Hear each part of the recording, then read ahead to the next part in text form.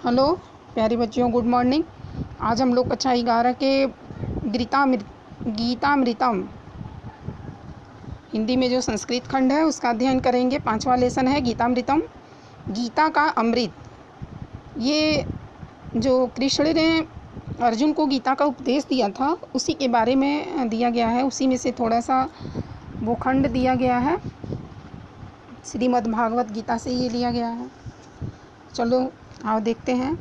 इसमें संदर्भ हो जाएगा कि प्रस्तुत श्लोक हमारी पाठ्य पुस्तक संस्कृत खंड काव्य के गीतामृतम नामक पाठ से उद्धृत है।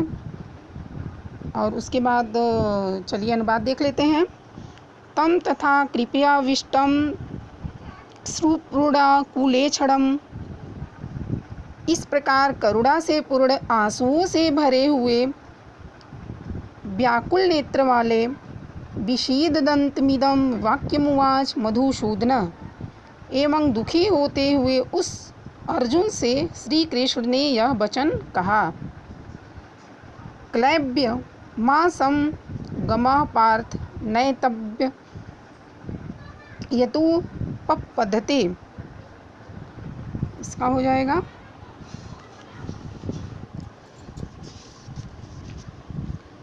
हे अर्जुन, तू नपुंसकता को न प्राप्त हो, यानी जो एक वीर पुरुष का काम होता है वही तुम करो, यह तेरे लिए उचित नहीं है।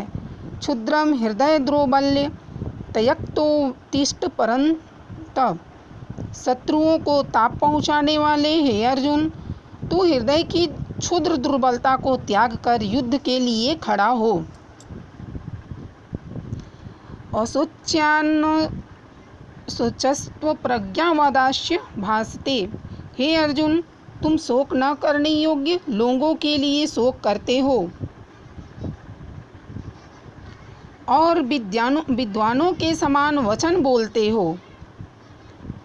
गताशु सच्च नानु शोचंति पंडिता। पंडित लोग मृत अथवा जीवितों के लिए शोक नहीं करते हैं।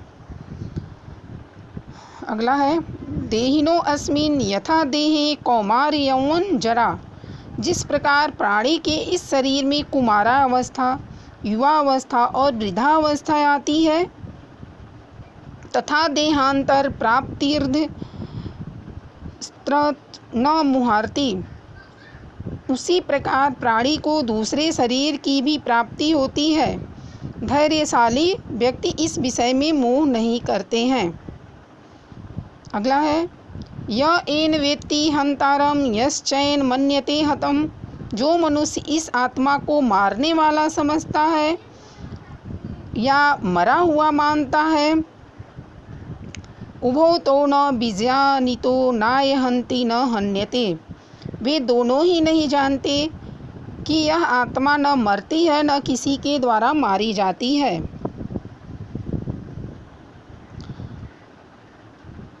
अगला है वसांसि जीर्णानि यथा विहाय।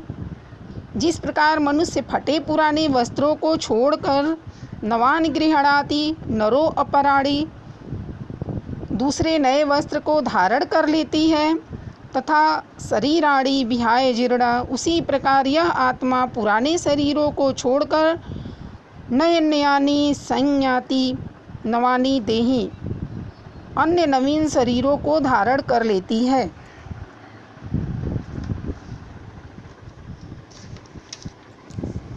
चलिए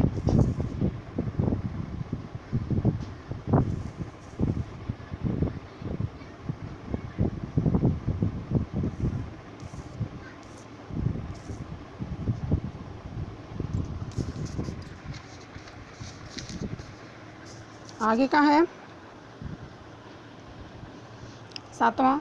नैन छिदन्ति शास्त्राणि नैन दहति पावक।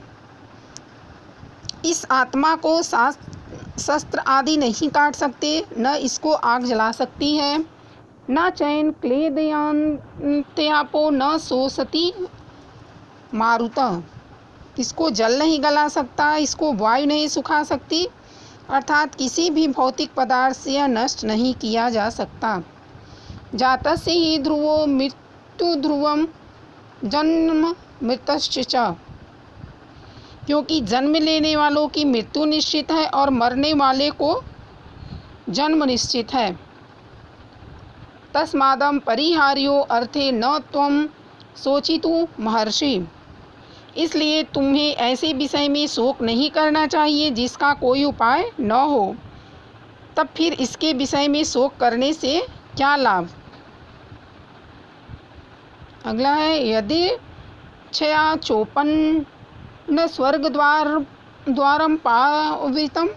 हे अर्जुन, अपने आप प्राप्त हुए और खुले हुए स्वर्ग के द्वार रूप ऐसे युद्ध को सुखीन क्षत्रिया पार्थ लभन्ते युद्ध में दृश्यम।